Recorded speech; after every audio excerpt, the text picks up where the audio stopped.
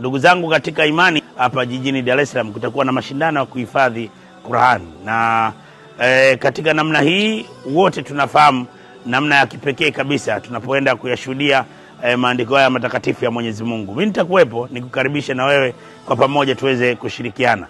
Wewe unaweza kuwa mmoja wao kati ya watu ambao watakaoenda kufaidika sana na maandiko haya matakatifu ya Mwenyezi Mungu. Mashindano haya yakiwa yanaandaliwa kabisa na Al-Hikma Foundation. Mimi nikualike sana na niseme karibu tuweze kumtukuza Mwenyezi Mungu. Mashindano haya makubwa zaidi ya Qur'an tukufu ya mabara yote ulimwenguni yatafanyika Jumapili ya tarehe 1 ya mwezi wa 3 mwaka huu 2026. Shika ncha yako na shika ncha yangu.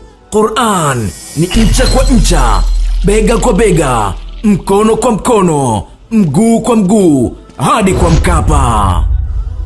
Mashindano haya yapo chini ya udhamini mkuu wa benki ya PBZ Ikhlas.